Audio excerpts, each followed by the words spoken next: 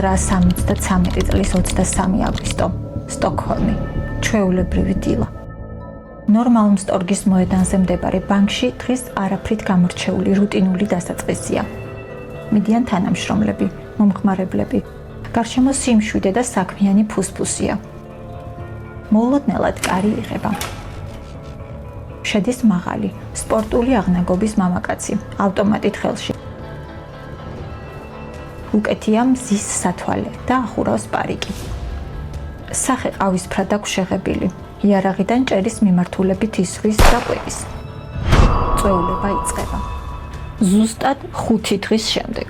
ამ ბანკში მოხდება რაღაც, რასაც ვერც პოლიცია, ვერც ფსიქოლოგები, ვერც ჟურნალისტები ვერ ახსნიან. მძევლები საკუთარი ნებით გამტაცებლებს გადაეფარებიან და პოლიციას მტრად გამოაცხადებენ. მოდით ახლა ჩვენც დავიწყოთ წვეულება. ეს არის მსოფლიოში ყველაზე უჩვეულო ძარცვის ისტორია, ამბავი, რომლის შემდეგაც გაჩნდა ტერმინი სტოკჰოლმის სინდრომი. გაიცანით, ეს კაცი შვედი მძარცველი იან ერიკ ოლსონია. უნდოდა რომ არაბ ტერორისტად მიეჩნიათ, ამიტომ სახე მუქად შეიღება. მან ბანკის 4 თანამშრომელი მძევლად აიყვანა. მოდით ცოტა უფრო კარგად რომ წარმოვიდგინოთ რა ხდებოდა ბანკში, იქ შექმნილ სიტუაციაზე უფრო დეტალურად გიამბობ. ძარცველი თვითონაც ნერვიულობდა. ოლსონი გაუწონასწორებლად იქცეოდა. ადგილზე მისულ პოლიციას ცეცხლი გაუხსნა. ერთ-ერთი სამართალდამცველი ხელში დაჭრა, მეორეს კი უბრძანა, რომ დამჯდარიყო და სიმღერა დაეწყო. ამ ქაოსის ფონზე კი თავისი მოთხოვნები წამოაყენა. მოითხოვა 3 მილიონი შვედური კრონა, 2 იარაღი, ჯავშან ჟილეტები, ჩაფხუტები, ავტომობილი Ford Mustang და რაც მთავარია, ციხიდან პატიმრის კლარკ ოლაფსონის მიყვანა. დაიმახსოვრეთ ეს სახელი, რადგან ჩვენ ისტორიაში მას უმნიშვნელოვანესი როლი აქვს და უფრო ახლოს გავიცნობთ. იმ პერიოდის შვედეთში ნამდვილი ფენომენი გახდა. საშიში დაუნდობელი დამნაშავე, რომელიც თავისი წარმოუდგენელი ქარიზმის, ვიზუალისა და ციხეებიდან მრავალჯერადი კინემატოგრაფიული გაქცევების გამო ხალხს როკვარსკვლავივით უყვარდა. მისი ცხოვრება იმდენად აბსურდული და თავგადასავლებით სავსეა, რომ Netflix-მა ცალკე სერიალიც კი გადაიღო სახელად კლარკი. მაგრამ რა კავშირი იყო ბანკის მძარცველსა და კლარკს შორის? პასუხი მარტივია. ისინი კალმარის ციხეში მეზობელ საკნებში ისხდნენ. ოღონდ კრიმინალურ იერარქიაში მათი სტატუსი რადიკალურად განსხვავდებოდა. კლარკი თუ ქვეყნის პირველი დამნაშავე იყო, იან ოლსონს კრიმინალთა ელიტარულ წრეებში სერიოზულად არავინ აღიქვამდა და დამცინავად ქათმების ქურდს უწოდებდნენ. ოლსონი კლარკით შეპყრობილი იყო. მისი ფანი იყო. ყოველ საღამოს ოლაფსონის საკანში შედიოდა და სთხოვდა, ძარცვის ისტორიები მოეყოლა. შეიძლება ითქვას, რომ ბანკის ძარცვა იანმა მხოლოდ ერთი მიზნით მოაწყო. თავის კუმირზე შთაბეჭდილება უნდა მოეხდინა და მისი ყურადღება დაემსახურებინა. თუმცა ეს არ ყოფილა ორმხრივი სიყვარულის ამბავი. როდესაც კლარკი ბანკში მიიყვანეს, შიგნით შესულმა დაინახა, რომ ეს მასშტაბური ქაოსი მისმა მოსაწყენმა თანასაკნელმა მოაწყო. გაუცდა და იანს პირდაპირ სახეში მიახალა. იდიოტი ხარ, მშიშარა და გაუწონასწორებელი. ოლსონი ფიქრობდა, რომ ბანკში მეგობარი და პარტნიორი მიიყვანა. რეალურად კი შიგნით შევიდა კაცი, რომელმაც მომენტალურად ხელში აიღო სიტუაციის კონტროლი და საკუთარი თამაში დაიწყო. აქ ერთი წამით შევჩერდეთ.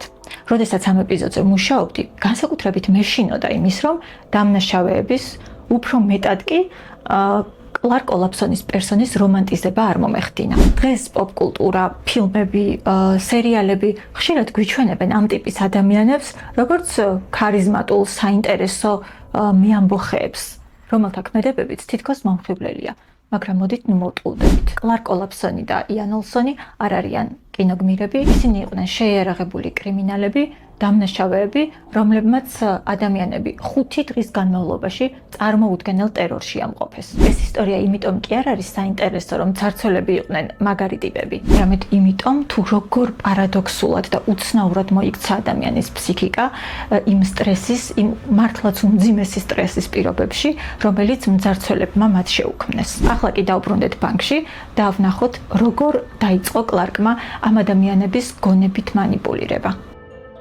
მან სტრატეგიული როლი მოირგო, ზრუნავდა მძევლებზე, ამშვიდებდა სიტუაციას, ერთგვარად გახდა კომუნიკაციის რგოლი პოლიციასთან. მონაწილეობდა მოლაპარაკებებში. ბანკში მისვლისთანავე მან თოკები გადაჭრა და მძევლებს ხელები გაუხსნა.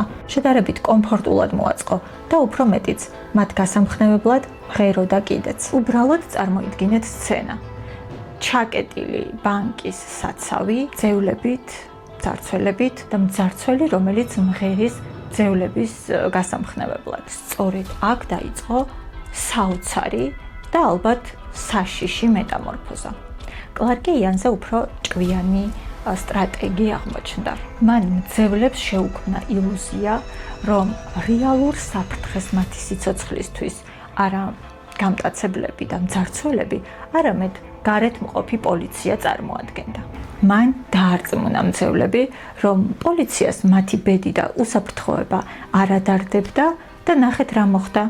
მძევლებმა თავიანთ გამტაცებლებს მფარველი უწოდეს. განსაკუთრებით ძლიერი ემოციური კავშირი კრისტინ ენმარკსა და კლარკს შორის ჩამოყალიბდა. 23 წლის კრისტინი, რომელიც მანამდე ჩვეულებრივი საბანკო კლერკი იყო, ახლა მსოფლიოს წინაშე წარმოუდგენელ განცხადებას აკეთებდა. მე კლარკის სულაც არ მეშინია. სრულად ვენდობი და მსოფლიოს გარშემოც კი გავყვებოდი. და თუ გგონიათ აბსურდი დასრულდა, არა. სიტუაციამ აბსურდის პიკს მიაღწია მაშინ, როდესაც კრისტინი შვედეთის პრემიერს ტელეფონით ესაუბრა. და აი ნახეთ, რა ზეუბნება. მე ძალიან იმედგაცრუებული ვარ თქვენით. თქვენ ჩვენი სიცოცხლით ვაჭრობთ. ჩვენ მათი არ გვეშინია. ჩვენ თქვენი პოლიციის გვეში. ამ მომენტში ბანკის საცავი გადაიქცა ადგილად, სადაც მძევლები და გამტაცებლები თითქოს საერთო მტრის წინააღმდეგ გაერთიანდნენ. დროთა განმავლობაში სიტუაცია კიდევ უფრო მძიმდება. იანმა და კლარკმა მძევლები ბანკის მთავარ საცავში გადაიყვანეს და კარი შიგნიდან ჩაკეტეს. პოლიციამ კი კონტროლის მოპოვების მიზნით კარი გარედანაც გადაკეტა. ოთახში პირობები გაუსაძლისი გახდა. საცავში ჰაერი არ ყოფნიდათ. არ ჰქონდათ წყალი და არც საპირფარეშოზე წვდომა. მალე იქაურობა ფეკალიების გაუსაძლისმა სუნმა მოიცვა. მაგრამ საოცარი ის არის, რომ ამ ფიზიკურმა ტანჯვამ და გაუსაძლისმა პირობებმა მძევლები და გამტაცებლები კი არ დააპირისპირა, არამედ დააახლოვა. როგორც კლარკი მოგვიანებით იხსენებდა, პოლიციის მიერ საცავის კარის ჩაკეტვა მძევლებმა ისე აღიქვეს, რომ თითქოს ხელისუფლებას, კანონს, მათი უსაფრთხოება და მათი ბედი საერთოდ არ აღელვებდათ. შიგნით მყოფები ფიქრობდნენ, ჩვენ აქ სასიკვდილოდ გაგვიმეტეს. ძარცვის დაწყებიდან 120 საათზე მეტია გასული. პოლიცია გადამწყვეტ შტურმზე გადადის. მათ საცავის ჭერი გაბურღეს და ხვრელიდან ცრემლსადენი გაზის გაშვება დაიწყეს. ამ მომენტში ოლსონი პანიკაში ვარდება. ის ყვირის, რომ ყველას ჩამოახრჩობ და მძევლებს ყელზე თოკებს აბამს. წარმოიდგინეთ ეს სურათი. სიბნელე, გაზის მახრჩობელა სუნი, ყელზე მიბმული თოკები და ადამიანები, რომლებიც ბოლო წუთებს ითვლიან. მაგრამ გაზის გაშვებიდან მალევე იან ერიკ ოლსონი გატყდა და დანებდა.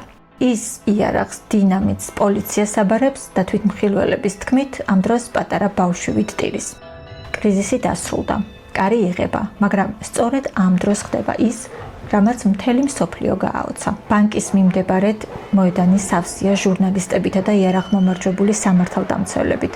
მძევლები საცავიდან გამოდიან, მაგრამ ისინი უარს ამბობენ პირველებმა დატოვონ შენობა. ჯერ გამტაცებლები გადიან, ხოლო მსხვერპლი მათ უკან მიჰყვება. როდესაც ეს ადამიანები გაათავისუფლეს, საზოგადოებას ერთი კითხვა ჰქონდა: როგორ შეიძლება მსხვერპლი მოძალადის მხარეს დადგეს? და სწორედ ამ კითხვაზე პასუხის ძიებისას დაიბადა ტერმინი სტოკჰოლმის სინდრომი. დღეს ბევრს გონია, რომ სტოკჰოლმის სინდრომი მოძალადის შეყვარებას ან ბოროტების დაფასებას ნიშნავს, რაც რა თქმა უნდა ასე არ არის. მაგრამ მოდით უფრო ღრმად შევხედოთ საკითხს. ეს არ არის სიყვარული. ეს არის რეაქცია, რომელსაც ფსიქოლოგები ასე ხსნიან. რეაქცია, რომელსაც მსხვერპლი გადარჩენისთვის ავლენს.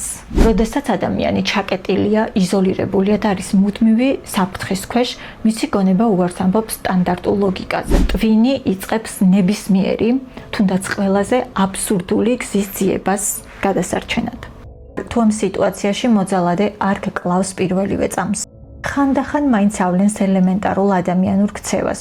მაგალითად გიხსნის ხელებს და სრულად აკონტროლებს შენს სიცოცხლეს. შენი გადაღლილი ფსიქიკა აკეთებს მოკლე ჩართვას და იჯერებს, რომ სწორედ ეს მოძალადია შენი ერთადერთი ხსნა. ჩნდება უცნაური, დამახინჯებული რეალობა. აქ შიგნით თოკებით ხელში მაინც ვიცით რა ხდება. კონტროლის ეს ილუზია კი გადამწყვეტი ხდება. წარმოიდგინეთ, მძევლებმა სასამართლოზეც კი დაიცვეს გამტაცებლები.